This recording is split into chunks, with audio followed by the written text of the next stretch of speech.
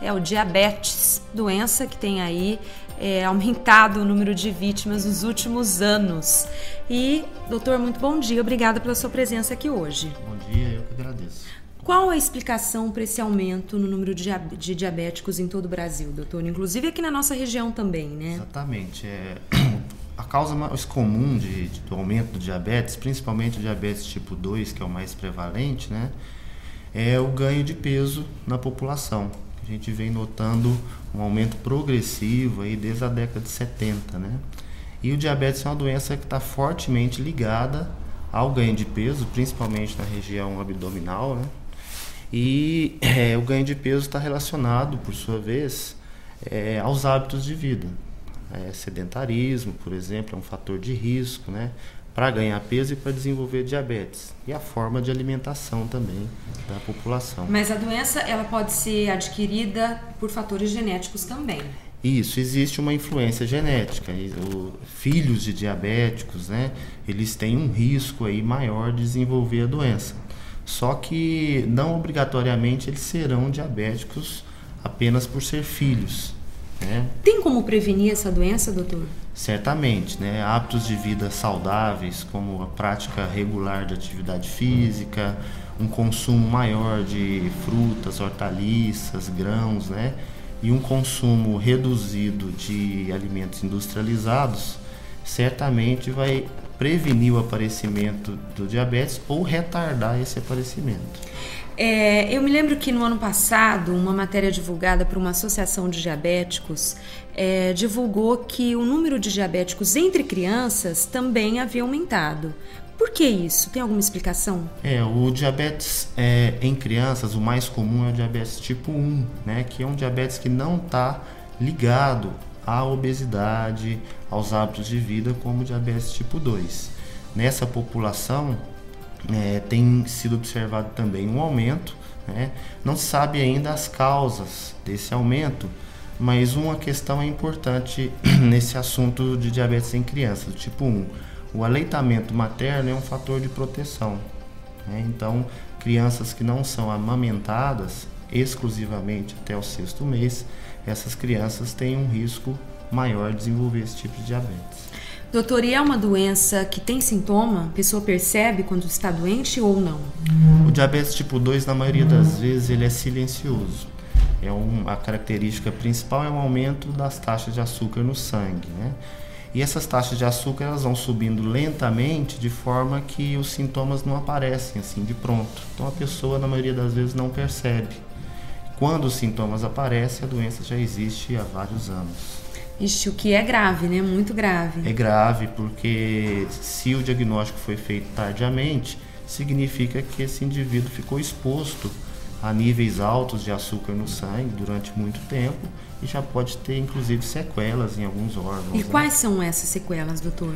Principalmente olho, a retina, rins, os nervos do corpo e coração.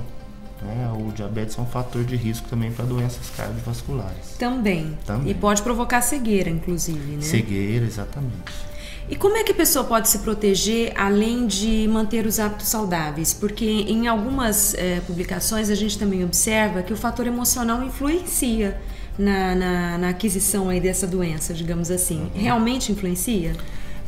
Na verdade, o fator emocional ele pode modificar o comportamento alimentar do indivíduo. Influenciando o comportamento, a alimentação pode ficar distorcida, levando a um ganho de peso, e esse ganho de peso, por sua vez, vai determinar o aparecimento do diabetes, principalmente naqueles predispostos, né? Então o fator emocional por si só não provocaria aí o diabetes? Diabetes tipo 2 não, por si só não. São mais fatores comportamentais mesmo que são determinantes do aparecimento da doença. Bem, e como é que as pessoas podem se prevenir além da manutenção desses hábitos saudáveis com a prática de exercícios físicos, uma dieta balanceada? Como é que ela pode monitorar a sua saúde para evitar o surgimento do diabetes? Exatamente. Todo indivíduo acima de 40 anos, independente se tem casos na família ou não, eles devem fazer um exame de sangue bem simples. Acima de 40? Acima de 40, que é a glicemia, que é a dosagem do açúcar no sangue. Agora, todas as pessoas que estão acima do peso, aqueles que já têm pressão alta, que já são hipertensos, né? Aqueles que têm histórico familiar, que são sedentários ou que têm níveis de gordura elevados no sangue, triglicérides, por exemplo, todos esses indivíduos, independentemente da idade, eles também devem submeter a um exame de glicemia. Inclusive crianças. Inclusive crianças.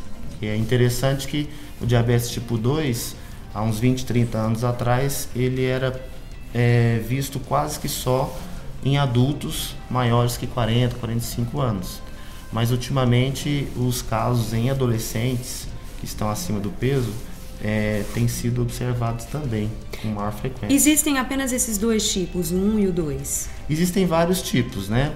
Só que os outros tipos de diabetes são muito raros, né? Esses são os mais comuns. São os mais comuns. E quais as diferenças entre um e outro? O tipo 2, como eu disse, é mais comum no adulto, né? Tá ligado ao excesso de peso, né? Obesidade, geralmente cursa com hipertensão arterial, com níveis elevados de gordura no sangue, tem histórico na família, o tipo 2, né? E inicialmente ele é tratado com medicamentos tomados, né? Comprimidos tomados por via oral. Já o tipo 1 ocorre mais em crianças e adolescentes. Ele inicialmente ele já se manifesta com vários sintomas e já tem que ser tratado prontamente com a aplicação de insulina. E nem em todos os casos é necessária a aplicação de insulina, né? Nem em todos os casos, né? Só em casos do tipo 2 que já estão mais avançados na doença, né? A insulina é necessária.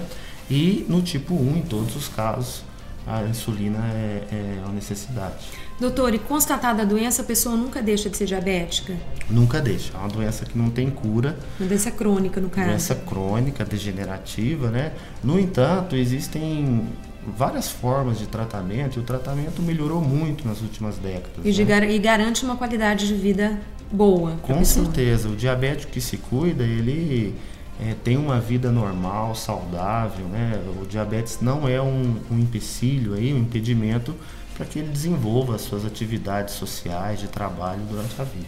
O álcool é um fator de risco também, doutor?